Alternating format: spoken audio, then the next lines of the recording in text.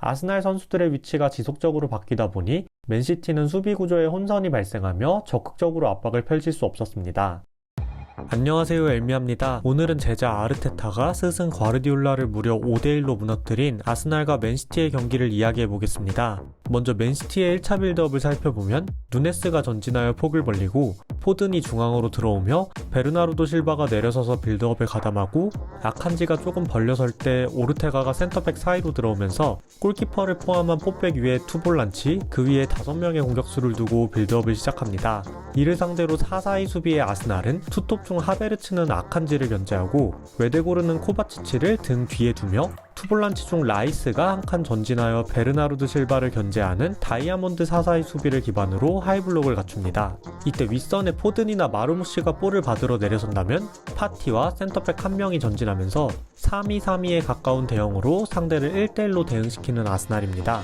그리고 아스날의 전방 압박을 살펴보면 하베르츠가 아칸지 쪽 패스 루트를 차단하며 압박을 시작하면서 반대발로 서는 스톤스 쪽으로 시티의 빌드업을 유도하고 이어서 웨데고르가 스톤스를 압박할 때 코바치치 쪽 패스 루트를 차단하며 시티가 중앙으로 들어오는 것을 막고 사이드로 볼을 유도한 뒤 사이드에서 시티를 에워싸는 압박을 준비한 아스날입니다.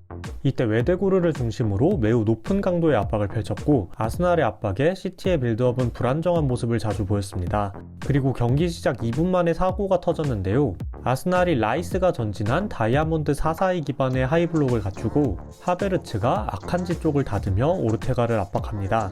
이어서 웨데고르가 코바치치 쪽을 닫으며 압박을 나가지만 베르나르도 실바가 라이스를 떨치고 나온 것을 확인, 살짝 돌아서 베르나르도 실바 쪽을 닫으며 스톤스를 압박하고 라이스가 코바치치를 압박하며 볼에 관여하기 위해 내려서는 마르무시와 포든을 살리바와 파티가 전진하며 압박하면서 상대를 모두 1대1로 대응시키는 아스날입니다. 이때 스톤스가 다소 먼 거리의 아칸지에게 무리한 패스를 연결하고 볼이 이동하는 동안 트로사르가 강한 압박을 가하며 압박에 당황한 아칸지가 위험지역에서 볼을 잃고 순식간에 실점을 허용하는 맨시티입니다.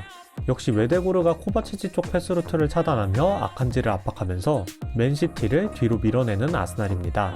이어서 웨데고르가 아칸지 쪽을 닫으며 강한 압박을 이어나가고 라이스가 코바치치를 압박하면서 시티를 반대 사이드로 유도하고자 합니다.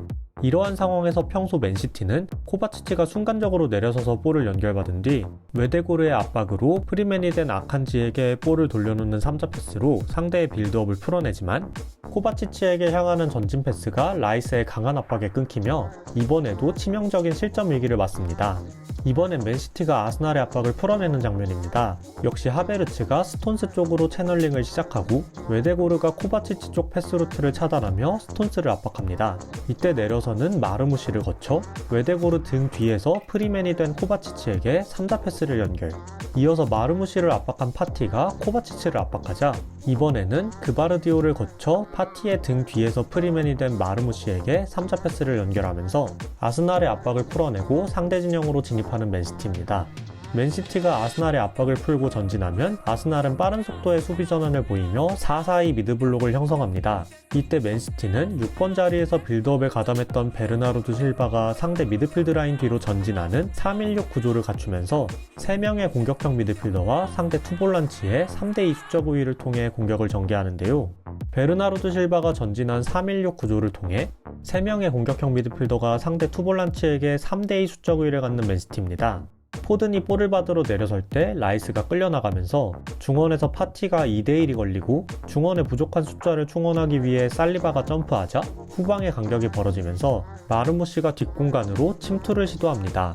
중원에서 라이스가 2대1이 걸리면서 베르나르도 실바에게 묶이며 볼을 받으러 내려서는 포든을 압박하지 못합니다. 볼을 받은 포든이 돌아서고 마르무시가 대각선 침투로 상대 풀백을 끌어들인 뒤 넓은 공간이 주어진 사비노에게 오픈합니다. 이렇게 중앙을 틀어막는 아스날을 상대로 반대 사이드 전환을 자주 활용한 맨시티입니다.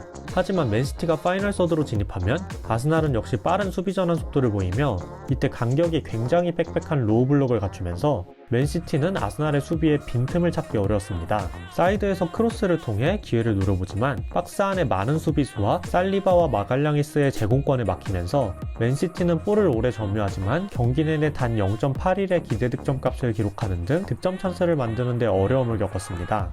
후반 55분 그나마 혼란이 한 골을 만회하는데요.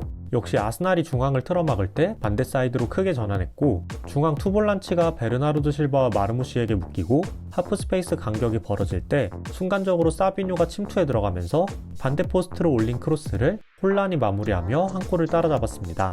이번엔 아스날의 공격을 살펴보겠습니다. 1차 빌드 없이 넓게 찢어지는 센터백 사이로 라야가 들어오며 3팩을 구축하고 4-3-3에 가까운 구조를 기반으로 빌드업을 시작하는 아스날입니다. 맨시티는 포든이 한 칸 전진하여 홀란과 함께 상대 센터백들을 견제하고, 마르무시가 파티를 견제, 사비뉴와 한 칸 전진한 누네스가 풀백들을 견제하고, 베르나르도 실바와 코바치치가 라이스와 웨데고르를 견제하며 후방에 남은 3명이 상대 3톱을 견제하면서 1대1로 상대를 대응시키는 하이블록을 준비했습니다. 이를 상대로 한 아스날의 빌드업의 핵심은 로테이션입니다. 특히 웨데고르를 중심으로 유동적인 로테이션이 이어졌는데요. 웨데고르가 우측면으로 빠지면 팀버가 전진하기도 하고, 팀버가 중앙으로 들어가거나 하베르츠 혹은 마르티넬리가 중앙으로 들어가기도 하며, 웨데고르가 6번 자리로 들어가면 파티가 한 칸 올라서고, 연쇄적으로 라이스가 사이드로 빠지거나 스켈리가 중앙으로 들어오는 등의 로테이션이 이어졌습니다. 아스날 선수들의 위치가 지속적으로 바뀌다 보니 맨시티는 수비 구조에 혼선이 발생하며 적극적으로 압박을 펼칠 수 없었습니다.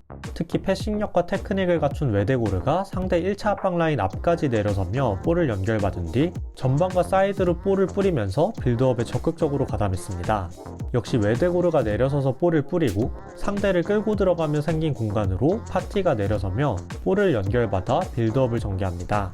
파티가 볼을 내주고 사이드로 전진하고, 루이스 스켈리가 중앙으로 들어오자 마르무시가 2대1이 걸리면서 라야가 파티에게 볼을 연결합니다.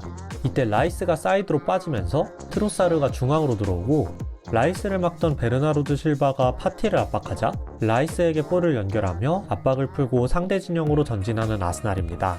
이렇게 강력한 전방 압박으로 맨시티의 빌드업을 괴롭히고, 빠른 수비 전환과 견고한 수비 블록으로 맨시티의 공격을 방어하며 유동적인 로테이션을 통해 맨시티의 압박을 무력화시킨 아스날은 홀란의 동점골 직후 포든의 패스미스를 가로챈 파티의 중거리골, 순간적으로 포켓에서 프리로 볼을 받아 돌아선 뒤 리그 데뷔골을 터뜨린 루이스 스켈리의 추가골, 맨시티의 공격을 끊어낸 뒤 이어진 역습 상황에서 하베르츠의 추가골에 이어 경기 막판 투입된 은와네리의 중거리골까지 총 5골을 터뜨리는 화력을 보이며 맨시티를 상대로 5대1 대승을 거둘 수 있었습니다.